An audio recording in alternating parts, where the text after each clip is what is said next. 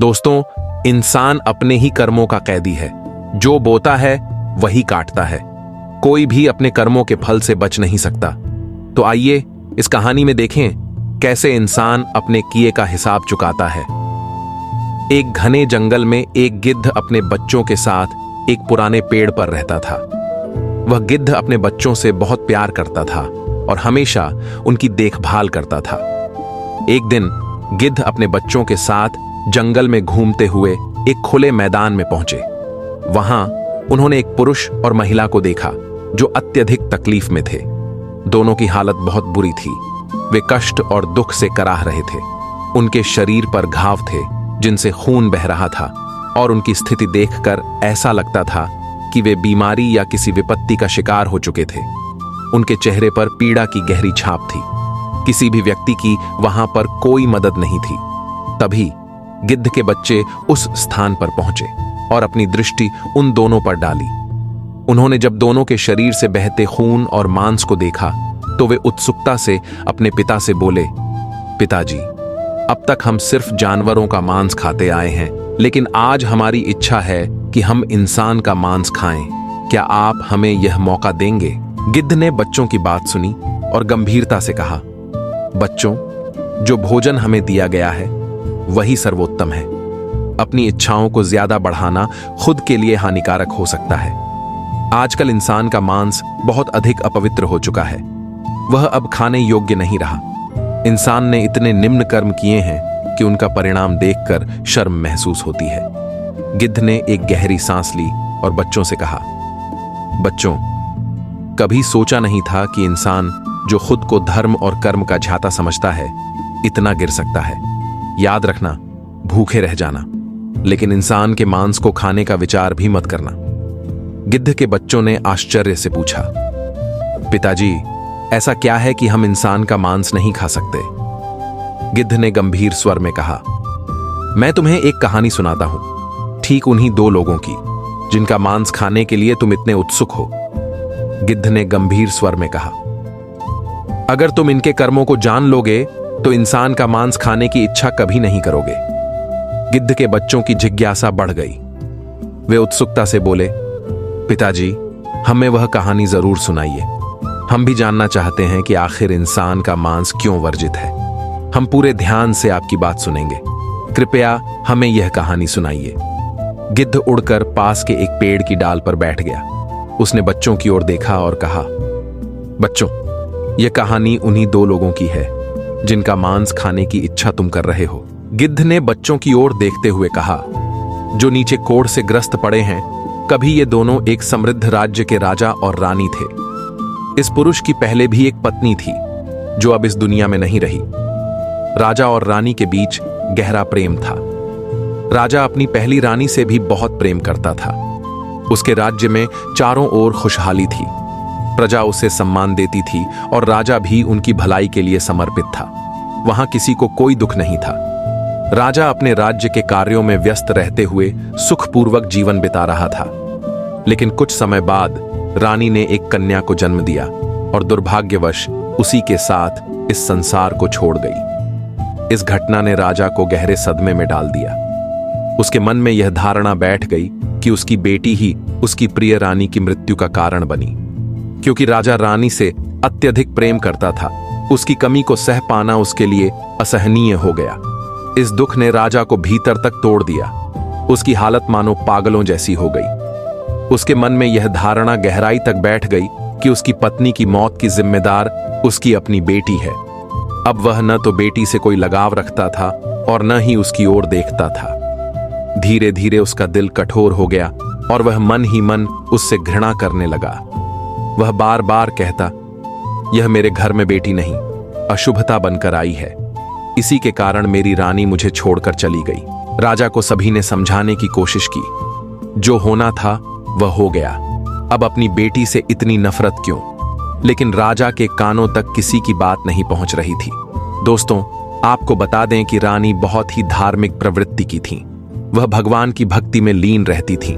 मगर राजा ने अपनी बेटी को ही रानी की मौत का कारण मान लिया था और भीतर ही भीतर उससे घृणा करने लगा था। समय के साथ यह दुख राजा को गहरे सदमे में धकेलने लगा अब राजा न तो राजकाज में ध्यान देता था और न ही प्रजा की भलाई की चिंता करता था। उसकी उदासीनता देखकर मंत्री, दरबारी और परिजन चिंतित हो उठे। उन्हें डर सताने लगा कि यदि राजा यूं ही रहा तो प्रजा दुख भोगेगी और राज्य संकट में पड़ जाएगा। अगर राजा की यह हालत बाहरी राज्यों तक पहुंची तो पड़ोसी शासक बुरी नीयत से इस साम्राज्य पर चढ़ाई करने का अवसर ढूंढ लेंगे। अगर ऐसा ही चलता रहा तो हमारा राज्य बर्बाद हो जाएगा और इसकी प्रगति थम जाएगी।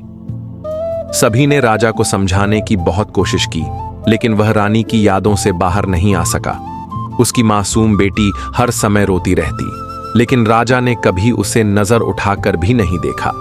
महल की दासियां ही उसका पालन पोषण करती थीं।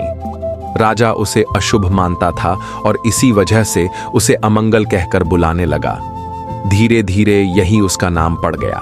राजा के परिजनों और मंत्रियों ने चिंता जताते हुए कहा कि ऐसे हालात लंबे समय तक नहीं चल सकते। उन्होंने सुझाव दिया कि राजा को दूसरा विवाह कर लेना चाहिए। यह न सिर्फ राजा के लिए बल्कि उसकी बेटी के लिए भी जरूरी था, क्योंकि उसे भी मां के स्नेह की जरूरत थी। आखिर दासियां कब तक उसका पालन पोषण करती रहती। राजा को यह बात ठीक लगी। रानी के गम से बाहर आने और राजकुमारी को मां का प्रेम देने के लिए उसने दूसरी शादी कर ली। अब महल में एक नई रानी आ चुकी थी। जब खुद पिता ही उस बच्ची से प्रेम नहीं करता था तो नई रानी से क्या उम्मीद की जा सकती थी। राजा की दूसरी पत्नी भी उसे बोझ समझने लगी और कभी अपना नहीं पाई। समय बीतता गया। राजकुमारी अब 1 साल की हो चुकी थी, लेकिन राजा ने अब तक उसे अपनाने की कोशिश तक नहीं की। जब वह आंगन में नन्हे कदमों से ठुमक ठुमक कर चलती, तब भी उसका दिल नहीं पिघलता। उसकी नजरों में स्नेह की जगह सिर्फ नफरत थी। इसका लाभ दूसरी रानी ने भी उठाया। समय बीतने के साथ वह गर्भवती हुई और फिर एक कन्या को जन्म दिया। जब राजा ने अपनी पत्नी और नवजात बेटी को स्वस्थ देखा तो वह अत्यंत प्रसन्न हुआ। उसकी खुशी का कारण यही था कि इस बार रानी सुरक्षित थी, इसलिए उसने अपनी बेटी को शुभ संकेत मान लिया। राजा ने खुशी खुशी पूरे राज्य में मिठाइयां बंटवाने का आदेश दिया। राजा ने अपनी दूसरी राजकुमारी का नामकरण संस्कार बड़े धूमधाम से किया और उसका नाम मंगलमयी रखा। इस तरह मंगलमयी और कुलकर्ण दोनों साथ साथ बड़ी होने लगी। समय बीतते बीतते राजा और रानी मंगलमयी से बहुत प्रेम करने लगे, लेकिन जिस बेटी को उन्होंने अशुभ माना था उसे वे कभी नजर भर के भी नहीं देखते थे। धीरे धीरे मंगलमयी को शिक्षा दी जाने लगी और वह अपने पिता की अपेक्षाओं पर खरा उतरने की कोशिश करने लगी। राजकुमारी की तरह मंगलमयी को हर सुविधा दी गई, लेकिन अमंगल के लिए कभी कोई शिक्षा का प्रबंध नहीं किया गया। जैसे जैसे दोनों कन्याएं बड़ी होने लगीं, वे देखने में लगभग समान लगने लगीं, लेकिन उनके पालन पोषण में राजा और रानी का भेद साफ नजर आता था। मंगलमयी के कपड़े अगर पुराने हो जाते तो उन्हें उतारकर अमंगल को पहनने को दे दिए जाते। ऐसा महसूस होता था जैसे उसे किसी अन्य रूप में उपेक्षित किया जा रहा हो, क्योंकि जब पिता ही अपनी बेटी से प्रेम नहीं करता था तो और कौन देख सकता था उसे। बेचारी की मां भी नहीं थी। समय के साथ दोनों लड़कियां सयानी हो रही थीं। एक दिन रानी ने राजा से कहा, महाराज, लड़कियां बड़ी हो गई हैं, अब इनका विवाह कर देना चाहिए।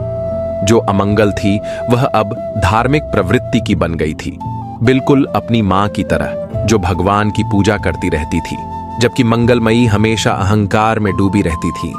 उसे गर्व था कि वह राजकुमारी है और उसके पास माता पिता दोनों का प्रेम है, लेकिन अमंगल के हिस्से में यह सौभाग्य नहीं था। उसे न मां का स्नेह मिला न पिता की परवाह।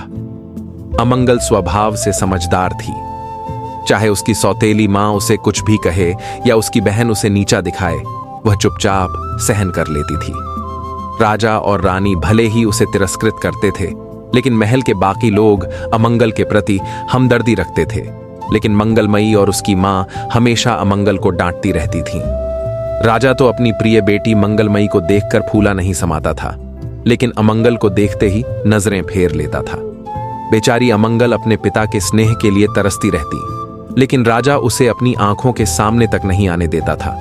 उसने सख्त आदेश दे रखा था कि जब वह महल में हो तब अमंगल उसकी नजरों से दूर रहे। इस नियम का सख्ती से पालन किया जाता था।